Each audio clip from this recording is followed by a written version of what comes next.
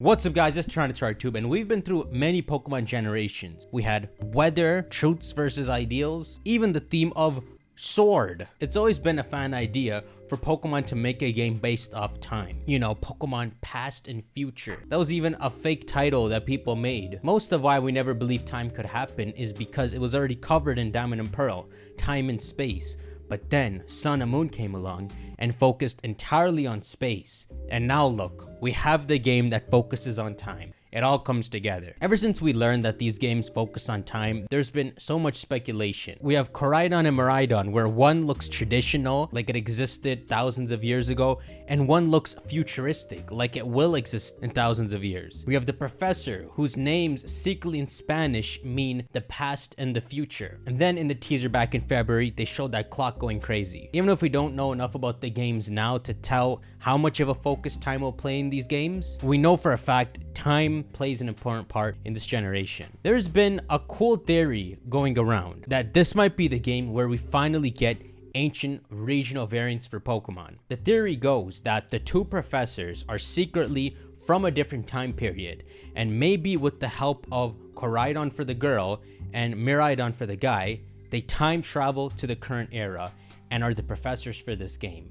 They secretly might be evil, but the key is that they're not from this time period, which makes sense. While Professor Sada can legitimately dress like this, especially when her name is Sada, Spanish for past, or Orim in Japanese, which is Latin for once upon a time. It's very possible that these are actually the clothes she's used to wearing because she's from the ancient past. I'm sure if you were her and you warped from 1,000 years ago to today, that the next day you wouldn't just start wearing Supreme sweaters. You never know, she could just be most comfortable in these garbs. And then we have the Future Man, who I still don't know till today if he really has a human torso or if it's all metal, but he legitimately wearing that stuff looks like he's from the future. And so the key is that if these two professors traveled from a different time period, that they're not alone, that a whole wave was affected by Porygon and Miraidon and brought to this time period. This wave, including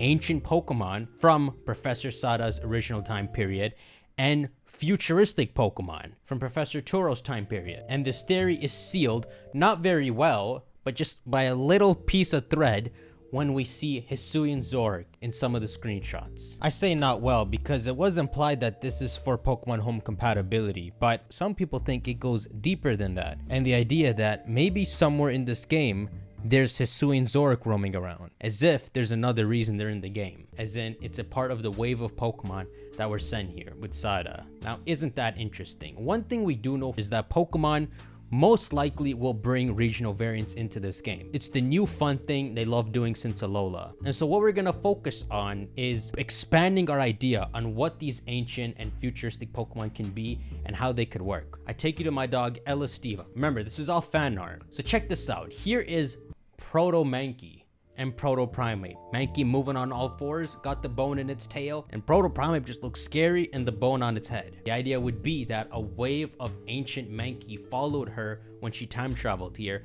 and now exists in this Spain region. And to counterpart the proto forms that you'll find in Pokemon Scarlet, Neo forms in Pokemon Violet, Neo Clefairy, a futuristic version of Clefairy, whatever lore you want to add. Clefairies are from space, they've done something in the future and are a psychic type, who evolves into Neo Clefable, a steel psychic type, a whole UFO, ability levitate, and that's the basis for this. Now, the names for the regionals can be better than Proto and Neo. A better substitute would be if this Spain region had a different name in the past and has a different name in the future. Let's go through some more. Here is Neo Trubbish and Neo Garbodor. Look at that. They're still poison types, but they've dealt with the trash from the future. Instead of a straw, he's got like a test tube here with corrosive liquid coming out, has a beast ball as an Easter egg, and Garbodor has, okay, I see what's going on here.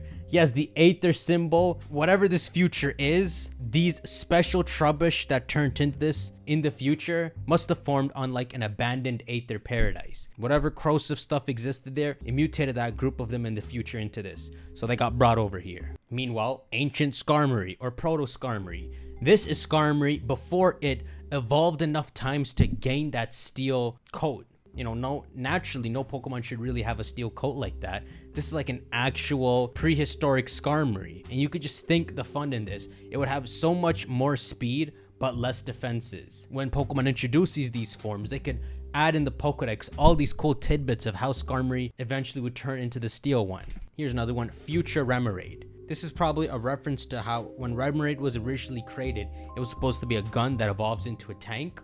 So this is like a futuristic gun. It seems like it, right? I mean, what is it? Is it like a spaceship fish? I don't know. Check this one out. A Future Magnemite. It's electric, psychic. Obviously, it all depends on the time period. This is the technology we're dealing with, but the future, they got some next mess. They got little displays like radio waves coming out of their arms instead of the magnets. These two sets of regional variants they could introduce can be actually so unique and cool, and it would be more organized than you think. It would just be like 10 future and 10 past forms, and that's it. Here's one, a past Porygon. This is really odd. So Porygon is essentially like a digital Pokemon that's supposed to be in your computer that somehow came out to the real world. I don't know what the lore, or at least that's what I think. Let me see. Let's see. What does Porygon's entrance say? A man-made Pokemon that exists entirely of programming code. It's just supposed to be moving around in the internet. It's literally like a data packet. It seems Pokemon has never explained how this digital Pokemon got into the real world. Though, Pokemon Sun says that it was made roughly 20 years ago artificially using the latest technology at that time, and that the scientists who made it dreamed of exploring space, but their dreams still have not come true yet. So while Pokemon has never stated how this Pokemon came out, this ancient form could explain an idea of how Porygon came to be. How could this have come to be? Let's see. I've been thinking for a while. I can't wrap my head how an ancient Porygon could exist in stone form. Okay, let's just entertain it for a bit. Check this out. Legends Arceus. In Pokemon Legends Arceus, Porygon does not exist, but it can time travel from the future and appear in your game. So Professor, what's his name, has written his thoughts on it. It has no discernible heartbeat and does not seem to draw breath, and yet it appears to function without issue. I cannot even begin to explain this utterly bizarre anomaly. Who knows? Maybe this Porygon was born from super lost technology and rose again in these rocks. Who knows? See, at first it sounds unorganized, then it sounds pretty cool. Now here's an alternative take. You see this crystal that's in the logos for Scarlet and Violet? One idea is that the gimmick of this game is that normal Mankeys and such will exist in this game, but also this crystal will be the gimmick of this game, that it contains some kind of concentrated energy from the past, and if you give it to a Mankey, it changes into its ancient form. Now, I don't think they mean like Shaman in its sky form, where you can do a couple battles and swap back and forth. It sounds like their idea is that these are like the mega stones that you'll find in this game, and if you give it to a Mankey or Primeape, it kind of primal reverts them into their ancient forms. Whether this is far off or not, speculating like this is what's fun in Pokemon, and we're in that special time period where a gimmick is on its way, and we don't know it yet. We're trying to guess it. And so I guess by their theory, the same could happen where Pokemon can access like its future power. Personally, I think the two can exist on their own. There could be a gimmick in this region and then just regional variants. Except in this game, there's two sets of regional variants. Other people have made some cool ideas too. Here's Lewis EGB, and his takes on these are a bit more subtle, which is nice because you know you got those regional variants that are just slight changes. Here's Ancient Lantern. It's got fangs, it looks more like a predator, and it's got a bigger light. In fact, it's so deep in the ocean that it's a dark type. It's not even a water type anymore. Oh, this is so cool. Here is Proto Ghastly. This is how evolution would work in Pokemon.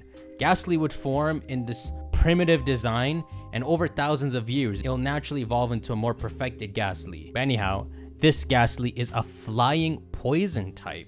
It kind of gives a backstory. So it evolves into this weird flying bat-looking hunter. It's a flying poison type still. And then that evolves into a dark poison Gengar. This is pretty cool. You may hate it because that obviously doesn't look like Gengar, and Gengar isn't a bat. But what's cool about their idea here is that this is an alive Gengar. In the present time, every Gengar out there seems to be dead. It's an idea that in ancient times is the only time where all the alive Gengar are. Well, I'm gonna call it quits here. Go on and shank that like button, guys, and let me know your thoughts. Would you want this to happen, or would you rather it just be Spain forms of Pokemon, just like Galar and Alola? Listen, I know Japan is big on Tyranitar. Dude is Gojira, am I mistaken? Tell me they wouldn't make a techno future cyborg Tyranitar. Hey, if this does happen, Tyranitar has to be in. I'm telling you. I'll see you on the next video. Take care.